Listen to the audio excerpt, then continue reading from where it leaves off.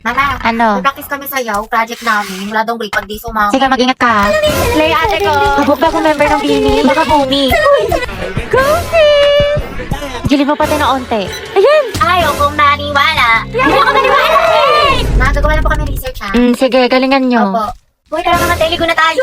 1, 2, 3. Wait, wag mo kayo tatag dyan ha. Hala, bakit naman? Wala, sabi ko kasi kay mama, may research tayo. Puta ka! Taray ng research na kapag dagat. Pasok na po ako ha. Oo, anak. Di ba online class lang kayo ngayon?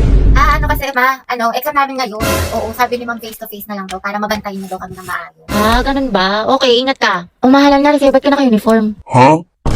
Baliw, sabi ko kasi may pasok ako.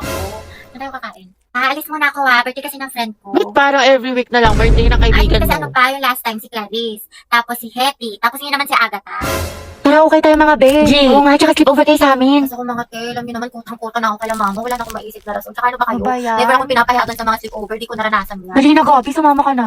Sige, basta ipaalam nyo ko. Galingan nyo ha. Good luck. Buti, Gabi, nakasama ka sa gala. Ano sinabi mo? Wala, sabi ko alis lang tayo. Wow, himala. Pero sabi ni mama hanggang alas 5 lang daw. Wala, may curfew. Disney Princess yarn. Ang sarap ni ate. Opak. Ay, tumatawag yung mama mo. Talaga? Mama. Gusto madali ko na lahat ng mga gamit mo dyan? 6:30 na. Lagot ka talaga sa akin pag uwi mo. Uwi ka na. Kasi ba mahal na nakwento ko nga kasi sa'yo na parang ano. Eh, wait ka lang nag-text si Hetty. Pumunta dito si tita sa bahay. Sabi na dito ka daw tatambay. Kaya ka di mo sinabi sa akin, lagot ka. Asan ka na daw?